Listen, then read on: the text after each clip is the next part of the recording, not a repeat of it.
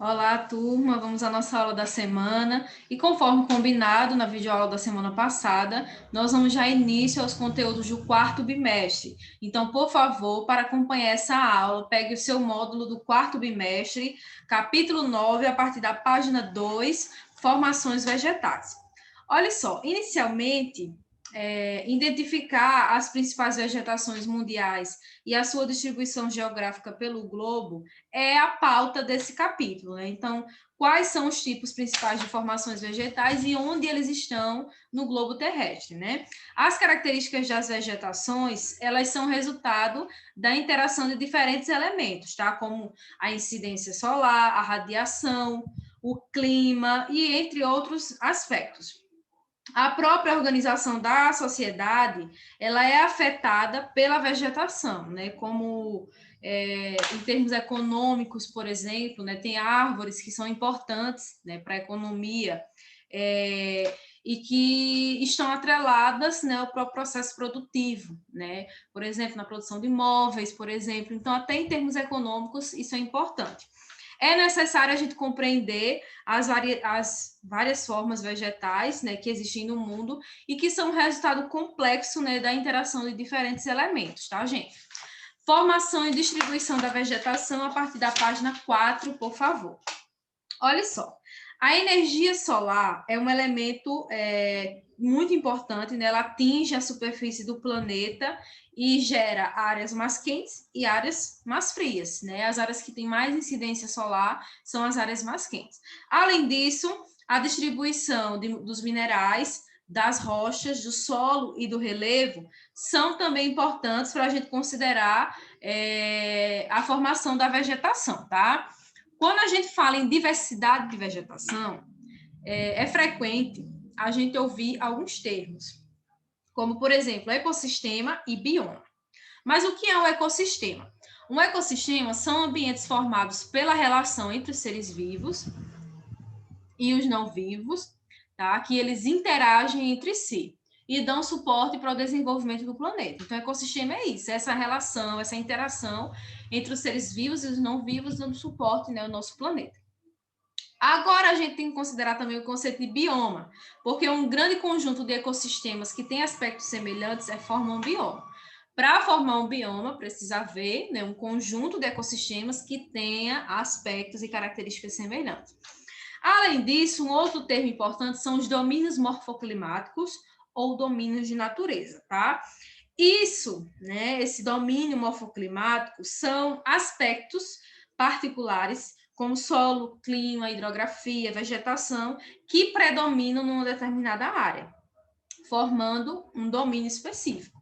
Então, para formar um domínio morfoclimático, muitas pessoas ainda usam o termo bioma. Só que o domínio morfoclimático já é um resultado, né, de um trabalho científico feito por um grande geógrafo brasileiro, que é o Aziz Abissado, que já faleceu. Mas foi ele que criou esse conceito, tá?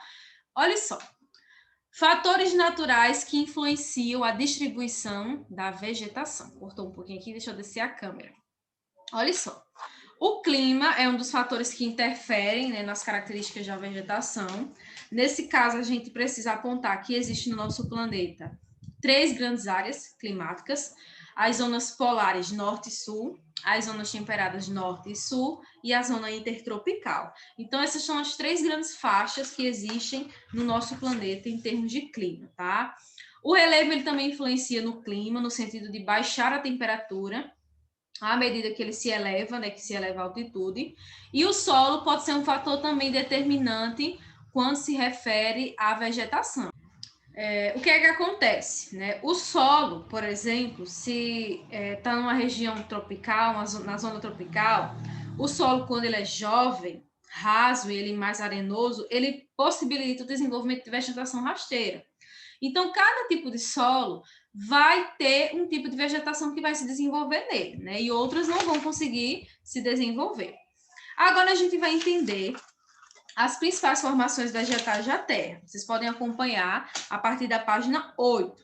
A primeira delas é a tundra, tá? Tundra é uma vegetação rasteira que ocorre em ambientes nas áreas mais geladas do hemisfério norte e nas regiões polares, tá? São sempre nessas regiões que a gente vai encontrar a formação da tundra. Quanto mais frio o local, mais é propenso, né, da tundra se formar. Quais são os tipos de vegetação que a gente tem nesse bioma, né, nessa formação específica? Musgos, líquens e pequenos arbustos, né? Que essa imagem aí, vejam que são pequenos arbustos, né? É um local típico de tundra. A tundra é, portanto, um tipo de vegetação que não é de grande porte, tá? Que não se desenvolve tanto assim, justamente por conta da temperatura. E ela tem um ciclo de vida muito rápido. É só quando está mais quente, né? Nas áreas do hemisfério norte, quando é verão, aí elas conseguem se desenvolver, mas no resto do ano não há essa formação. Além disso, lá ocorre também uma formação que é chamada de permafrost, tá? Que é quando a tundra ela fica sobre o gelo durante uma parte do ano. Então, quando congela, tá tudo congelado, aí chama de solo permafrost, ok? Floresta de coníferas, página 10. Olha só. É também denominada de floresta boreal ou taiga, tá? E é encontrada principalmente na região subpolar. Então, também é um tipo de vegetação típica de clima frio. As temperaturas são baixas e há neve, né, em boa parte do ano. Também tem a formação do solo, né, permafrost, e esse solo, ele ocorre principalmente na floresta que é chamada de siberiana, que é a floresta na Sibéria, na região específica da Sibéria, tá?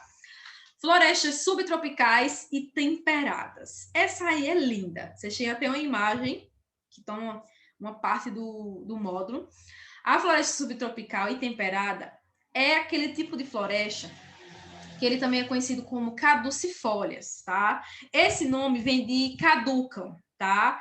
Que é porque elas caem durante o período do ano. Então, chama de caducifólias. Algumas árvores, né, como os carvalhos, as cerejeiras e os bordos, eles produzem uma espécie de espetáculo, né, por conta da coloração das folhas, que fica amarelada, avermelhada durante o outono e cai no inverno. E vocês com certeza já assistiram um filme, uma série que aparece um pouquinho da floresta subtropical, tá? No Brasil, ela é representada pela floresta das araucárias, tá? Que só ocorre nos estados da região sul do Brasil. Vegetação mediterrânea, página seguinte, página 11. Página 11. Olha só.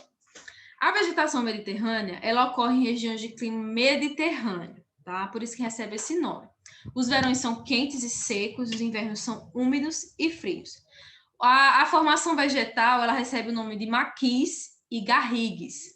E ainda tem a presença das oliveiras, que produzem as azeitonas, e das videiras, que produzem as uvas.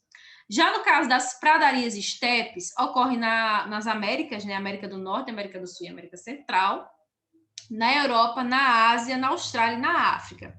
Os estepes e as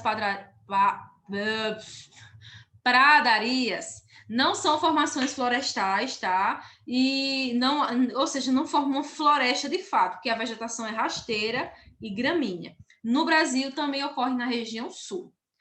Florestas equatoriais e tropicais, ok? Olha só. Ocorre ao longo da linha do Equador, na América, na África e na Ásia, tá? São regiões, em geral, úmidas, com temperaturas elevadas e pouca variação da temperatura no decorrer do ano, tá? A vegetação, ela se assemelha a um tapete verde, né? E é cortada pelos rios, que acabam deixando com que ela fique mais fechada ainda, né? Por conta da umidade. E, às vezes, fica até difícil ver o solo, de fato, de tanta vegetação que existe. Mas esse tipo de vegetação tem sofrido muito com a intervenção humana, né, o desmatamento e etc. Savanas e cerrados, né? As savanas e os cerrados, eles têm paisagens onde predomina a formação vegetal das gramíneas. O clima é uma estação seca e uma estação úmida. O continente africano recebe o nome de savana, mas no Brasil, esse tipo de vegetação é identificado como cerrado. Para a gente finalizar, vegetação de altitude e desertos, No caso da vegetação de altitude, elas podem ser encontradas nas cordilheiras de montanhas, na América, na Europa, na África e na Ásia. E nesses locais, o grande fator de variação é a altitude, né? Então, quanto mais alto, também maior a temperatura e a vegetação é de pequeno porte. Os desertos, né, eles existem por conta da precipitação ser muito baixa, tá? A vegetação do deserto se desenvolve em virtude da pouca, ou melhor, o pouco que se desenvolve em virtude da ausência de água, tá? E estima-se que 20% da superfície continental do planeta seja recoberta por desertos, ok? A atividade que vocês terão que fazer essa semana é na página 14, só tem 2 questões, tá? Organize as ideias, responde as 2 questões e envia pelo Google Classroom. Qualquer dúvida é só entrar em contato. Um abraço a todos e tchau, tchau.